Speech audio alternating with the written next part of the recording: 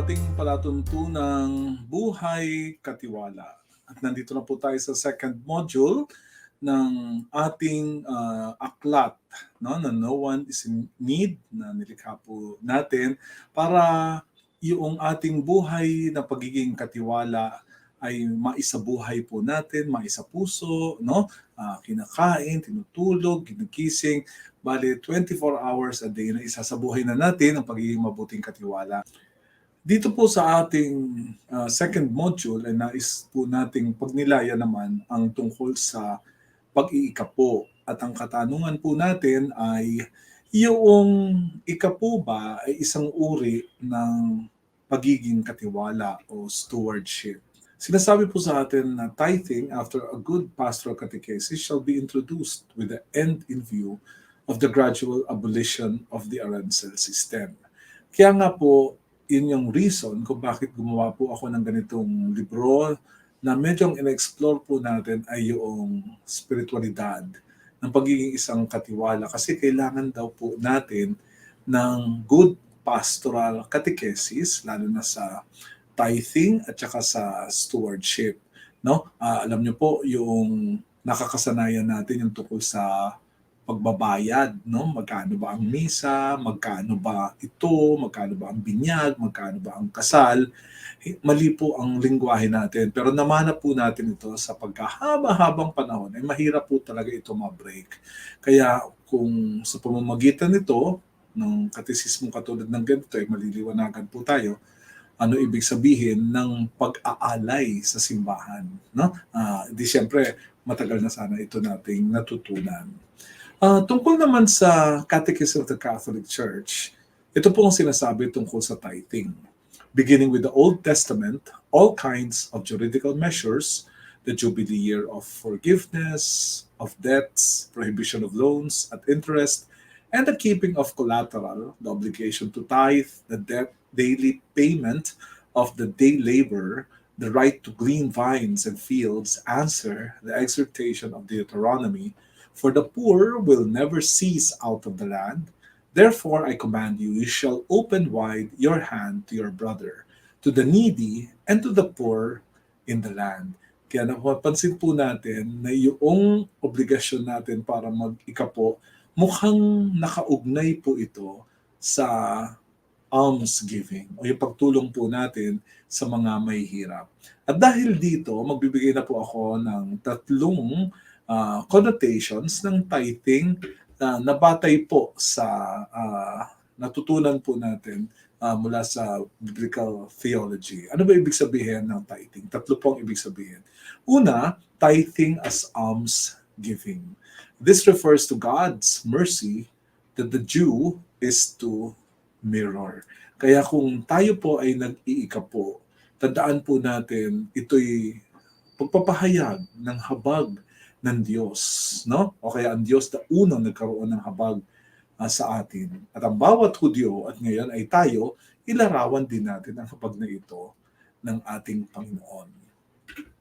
Pangalawa naman na ibig sabihin ng almsgiving ay yung pag-iiwan ng isang nakakayanan para sa mga naghihirap. In a tri-annual tithe, there's an obligation to leave parts of the crops for those who have no land, Levites, foreigners, orphans, and widows. Be sure to set aside a tenth of all that your fields produce each year, and do not neglect the Levites living in your towns, for they have no allotment or inheritance of their own. Galing po sa Deuteronomy. Ang mga Levites, ito po ay mga pare na pinili ng Diyos. Yung buong pamilyang iyon, galing kay Levi, ay siya po ang magiging pare. No? So, kung sino man po sila at ang kanilang mga angkan, ay maiko-consider na wala pong inheritance ng kanilang sarili, and therefore, pwede po nating tulungan. Para nakikita ko, dito rin yung pinagmulan ng unang kaisipan ng pagiging isang pare na iniwan din ang lahat para sumunod kay Kristo at maglingkod. Susunod naman po ng almsgiving ay caring for the poor. Yung caring for the poor ay pleasing to the Lord o kaya favored by God. So blessed are those who have regard for the weak. The Lord delivers them in times of trouble. Hindi naman po ito kaila sa atin na talagang malapit po ang Panginoon sa mga naghihirap at inuutusan, no, niya tayo lahat na maging mahabagin sa ating kapwang naghihirap. Binibigyan niya ito ng kaukulang reward. If you do this and God so commands, you will be able to stand the strain and all these people go home satisfied. Ang almsgiving din po ay isang sakripisyo, pag-uri ng pagsasakripisyo na inaalay po natin sa Diyos. Returning a kindness is like a grain offering. Giving to the poor is like thanksgiving offering. So kung titingnan po natin, yung pag-iika po, dapat nakakonect po ito. Kasi parang ganito ang kanyang kahalintulad sa pagbibigay sa mga may hirap is like a thanksgiving offering. Ang susunod naman po ay sa panahon ng ating Panginoong Jesucristo at patuloy ang kanyang pagpapaliwanag tungkol sa pag-iika po na nakaugnay sa almsgiving. Sabi niya, do not let your right hand know or do not let your left hand know what your right hand is doing. Yun po yung when you give alms. So nangangailangan po ito ng konting disinterested sa ating sarili na kapag tayo ay tumutulong sa ating kapwa, hindi yung parang kukunan pa natin sarili natin Facebook ng picture para makita lang ng iba na nagbibigay tayo ng ating abuloy. Wag pong ganoon. No? Our left hand should not know what your right hand is doing. Yung pangalawa rin na makikita po natin yung ating pagkakawang gawa, yung pagtrato natin sa ating mga kaaway. Ito po ang sinasabi ng Panginoon. Love your enemies, do good to them, and lend to them without expecting to get anything back. Then your reward will be great, and you will be children of the Most High, because He is kind to the ungrateful and the wicked. So, itong pagbibigay po natin, nag-e-extend talaga sa lahat ng tao na walang talagang pinipili, kahit kaaway pa. No? Sabi, magbigay din daw po tayo ng walang measure.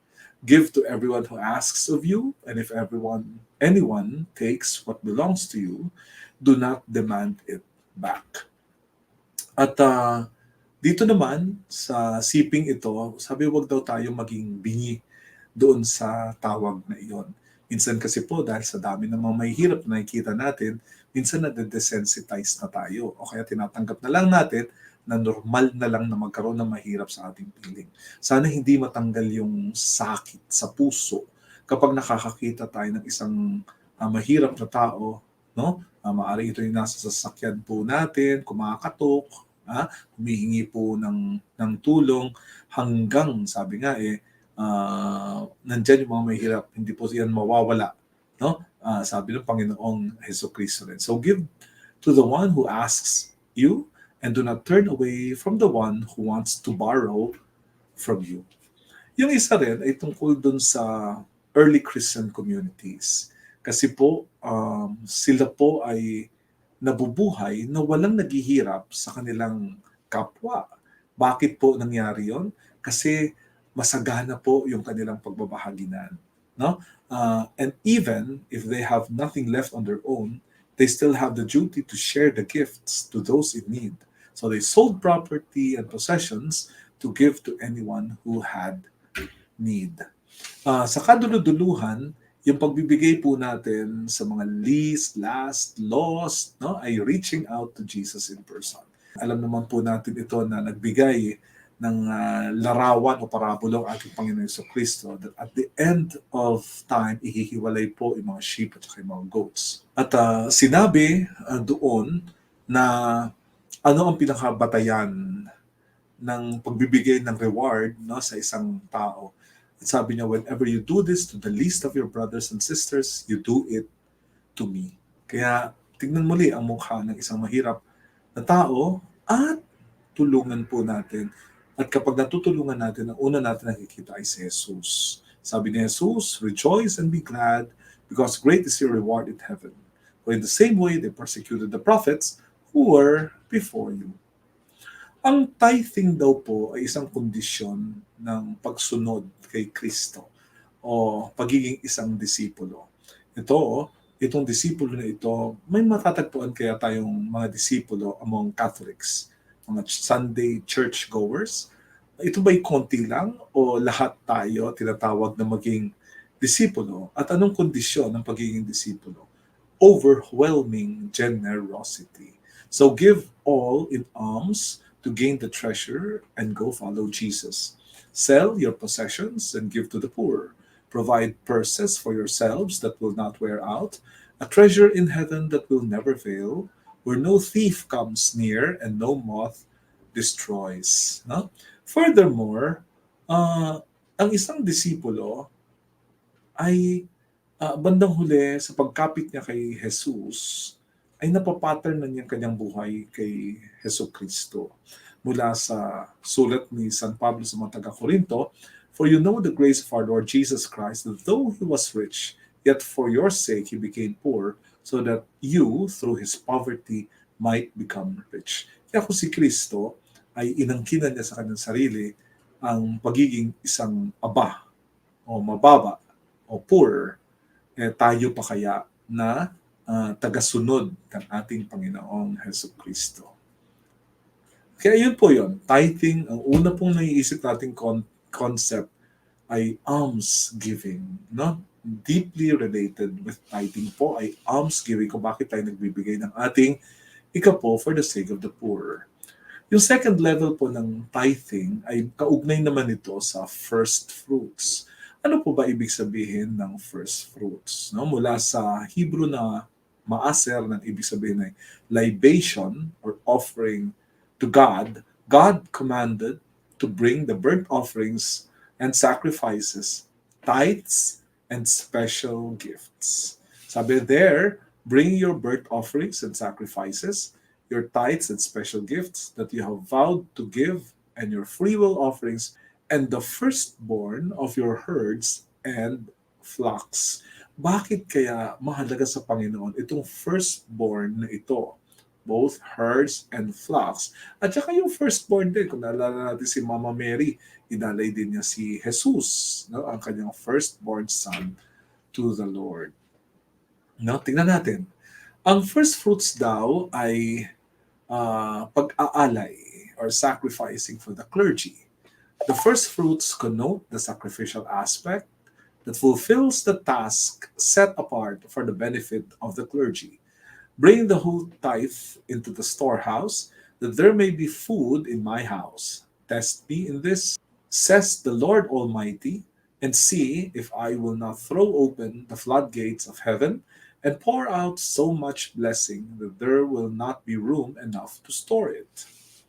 Pangalawa, mula sa Nehemiah, as it is also written in the law, we will bring the firstborn of our sons and of our cattle, of our herds and our flocks to the house of God, to the priests ministering there. And ang tanong natin, bakit nangyayari ang mga ito? So, tingnan natin. Baka masabi na po ito. Ang first fruits ay to be offered to God. The Hebrew term bikurim and related terms for the first fruits derive from the same root as bekor, which means firstborn. On that same general principle, the firstborn of man and beasts belonged to God, to the God of Israel, and were devoted to him. The first fruits, including the first grains to ripen each season, were to be brought as an offering to God. So, may nakukuha na po tayong key kung bakit mahalaga itong firstborn na ito. Kasi ayon dito, they belong to the God of Israel. Dagdagan pa po natin. Halimbawa, sa isang Israelita na maganda naman ang kanyang ani, no, ay merong obligasyon na mag-tithe. Yung 10% ng unang harvest ay kailangan daw po niyang i-offer. So bring the best of the first fruits of your soil to the house of the Lord your God. Tingnan natin, no, mula sa Numbers, ito po ay pagbibigay na ng utos ng Panginoon o paglagom sa kanyang command.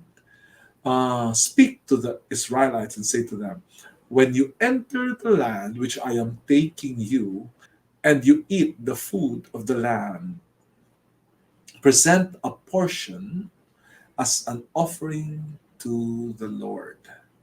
Tingnan niyo po, ano? So, bantayan na po natin dahil daw po siya ang nagdala doon sa bayan na iyon at kakainin din niyo yung pagkain ng bayan na iyon, maglaan ng isang portion para ibalik natin ulit ito sa Diyos. Present a loaf from the first of your ground meal and present it as an offering from the threshing floor.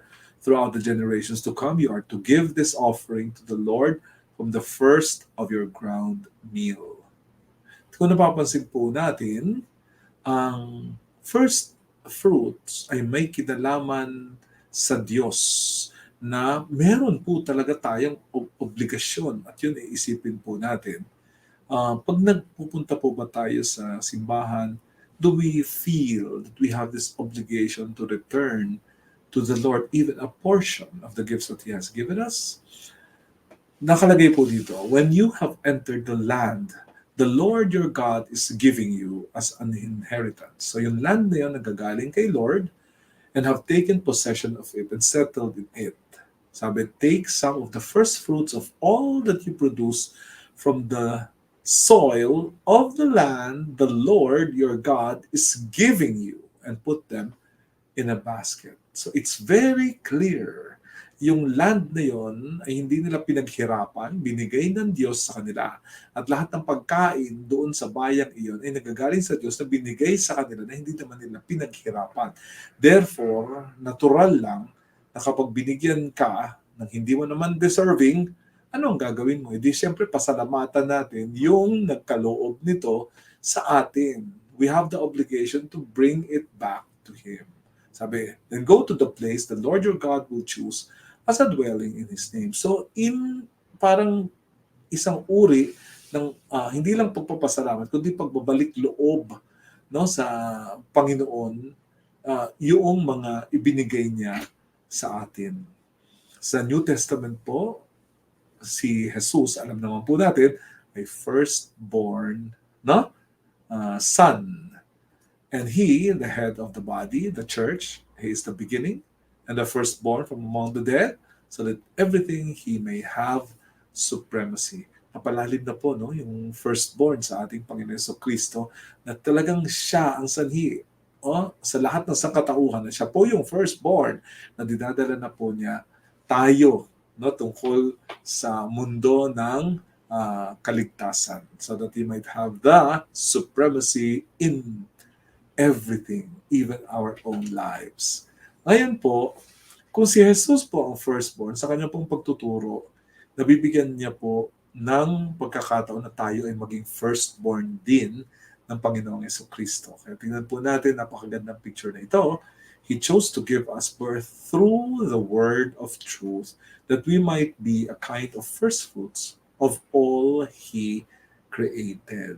At tingnan nyo, so tayo na po, nanggagaling na po kay Jesus. So yun na po ibig sabihin ng ika po bilang first fruits. Kung meron man tayong natanggap na blessing, yung ika po nun, syempre, sana po aware tayo na hindi natin sinanhi yun sa ating sarili, hindi natin pag-aari iyon. Pero bilang pasasalamat sa Diyos, naiisip natin parati yung una niyang ani, ang iniisip kaagad natin ay pagkakaloob natin ito sa Panginoon. Kung meron naman po kayong pamilya, napapansin po ninyo, kung aware po yung mga magulang, yung first son o kaya first daughter, siya po ay inaalay sa Panginoon. At yung mga sumusunod na mga anak, napansin niyo po ba, madali na rin silang ialay. Kasi yung una, napakawalan na natin kaagad para sa Panginoon. Kaya ibig sabihin lahat po ng mga anak na consecrate na po natin sa Diyos. Pag-iika po na po yun. Okay?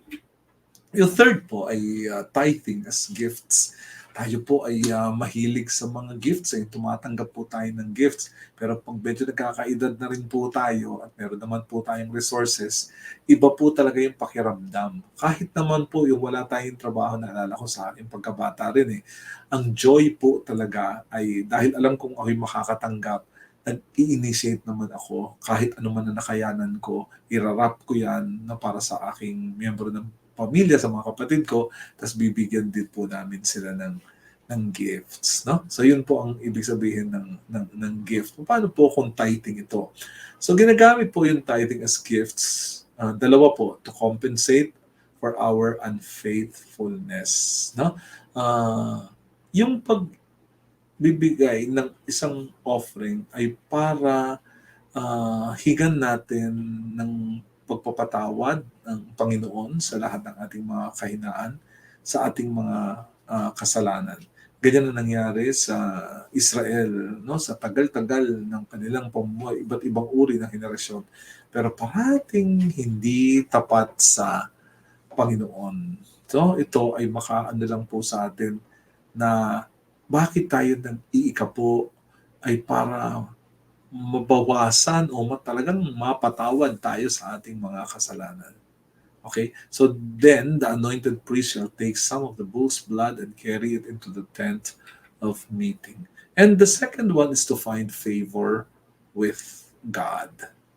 To buy your threshing floor, David answered, so that I can build an altar to the Lord, so that He may be pleased. Tapos yung nakalagay din po dito, that the plague on the people may be stopped. Sana huminto na rin po yun. So, ginagawa po natin yan. Halimbawa, yung paglalakad ng paluhod sa baklaran, maaring yung ating mga panalangin ay marinig ng Panginoon, pero yung ating pagluhod na pinagdarasal po natin, sana po ay maging pleasing to the Lord. Yung isa pa po, sa pag-iika po na may kinalaman sa gift, ay yung gift po kasi ay reciprocal. Kung magbigay po ako ng regalo, medyo kahit hindi ko sinasabi, maganda mag-expect din ng, ako naman din ang pinibigyan. So, bigay, tanggap, bigay. Pakinggan po natin ito, no? Yung gift na yun, meron ding element of reciprocity. The poor man may be able to return the gift, no? Gain the confidence of your neighbor if he is poor. Then you can share his happiness if he becomes successful. Pag dumating na po yung panahon na mapapansin niyo, mababalik din po sa inyo sapagkat nagpapasalamat din siya. So stand by him when he is in trouble if you want to share with him when better times come his way.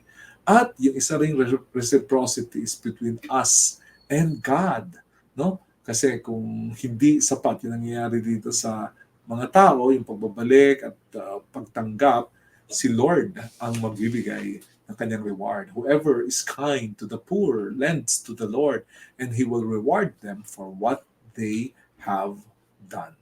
Eventually, in the New Testament, ang pinaka-gift po ay walang iba kundi si Kristo, the gift of God.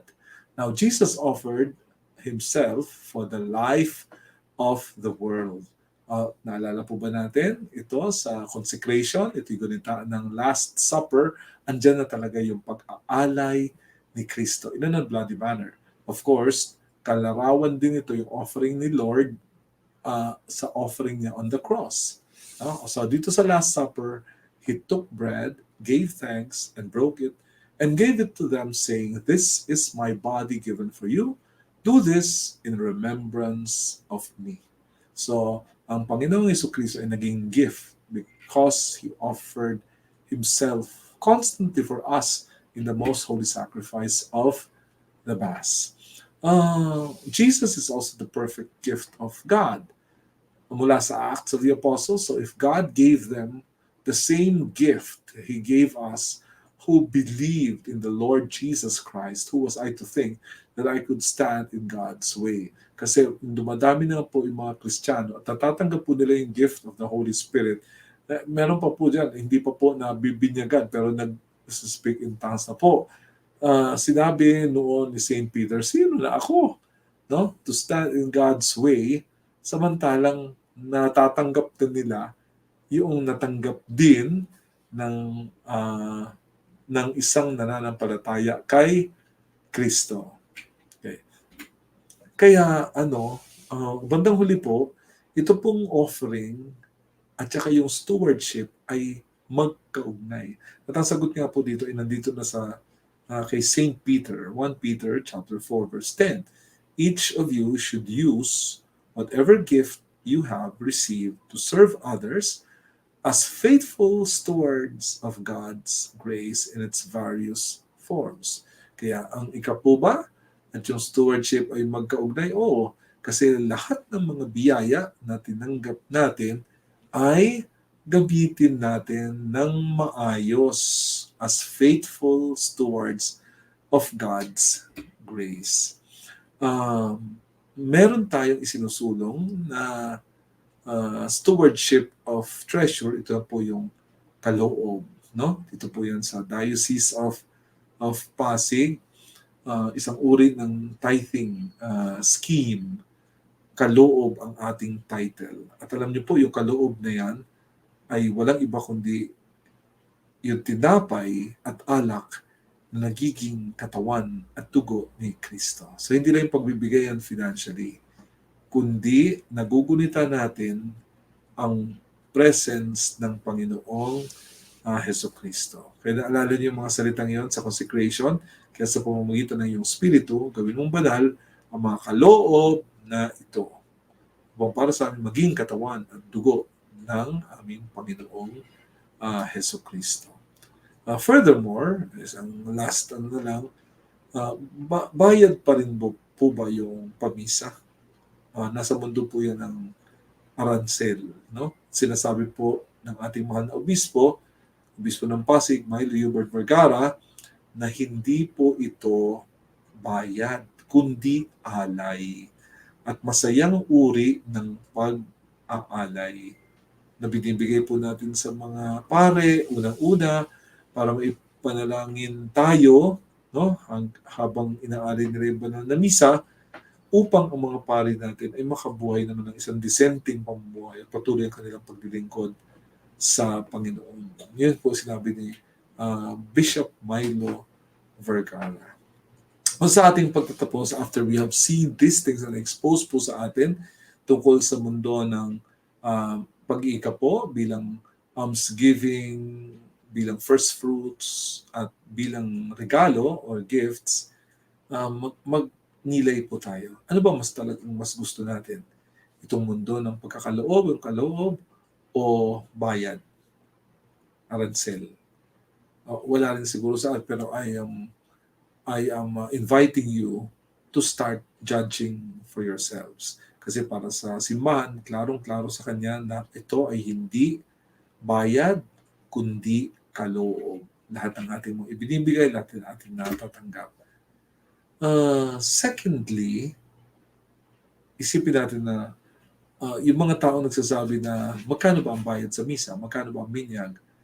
Ang tanong do these questions express the sincere intention to offer oneself to God?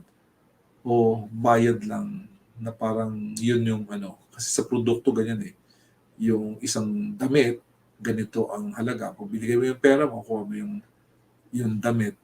Talaga bang kaya nating gawin yan? Sa misa, pagpapabinyag o kasal, hindi naman natin mabibili ang Diyos. Dahil mas mataas pa ang sakop nito kaysa sa sarili nating buhay. On the other hand, when people say libre ang pamisa, libre ang kasal, o pwede bang humingi ng discount, ang libre, discount, babang presyo, pareho lang din po. Hindi po yan masayang pag-aalay kasi gusto natin makakuha ng ating ganansya. No? Halimbawa sa sakramento ng kasal, pwedeng sabihin natin tinipid natin yung simbahan, hindi natin siya binigyan. Pero pagdating naman sa ibang expenses, katakot-takot, damit, reception, camera, imbitasyon, di ba, ng mga tao, parang pinapakita ng isang canon lawyer na pwede naman kaming magbigay sa mga mahihirap.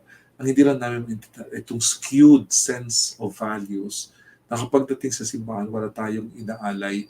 Pero pagdating doon sa bayad sa mga iba, talagang nagkakandara pa sa pagbibigay. Pero sa pagsuporta para sa mga gawain ng kaligtasan, medyo salat. Kaya isipin po natin yan. Mga humihingi ng libre, humihingi ng discount, malinis pa talaga sa kanilang kalooban na suportahan ang mga gawa ng Panginoon.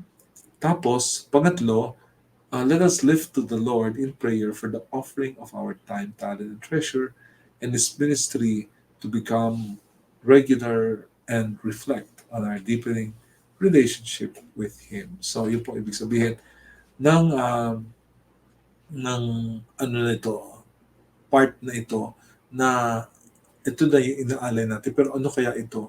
Na magre-reflect po ng ating malalim na pakikipag-ugnayan sa Diyos. Hindi yung salat, hindi yung parang sa atin ay konti at halos ay wala at wala tayong nararamdaman.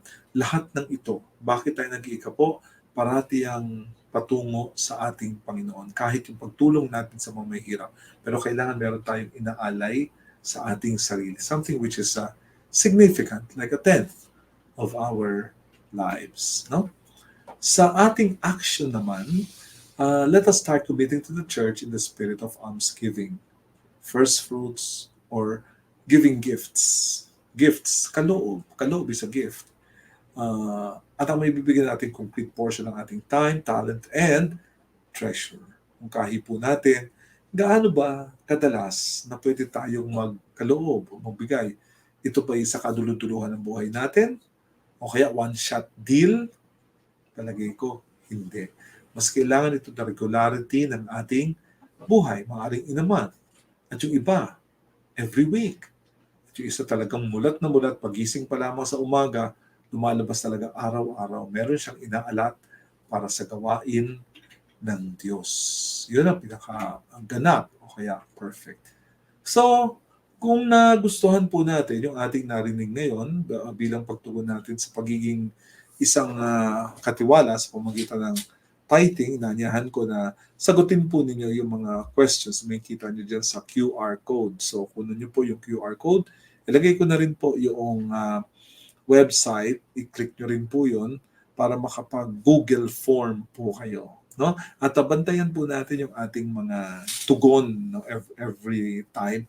Nakikita natin lahat ito mag-add up sa isang uri ng commitment natin. Ito pala ang ibig sabihin ng pagiging isang katiwala. At gusto ko na pong maging katiwala ng Panginoon. So yun lang po. Maraming salamat sa inyong panonood. Ako po si Father Lito Hobson para sa Buhay Katiwala.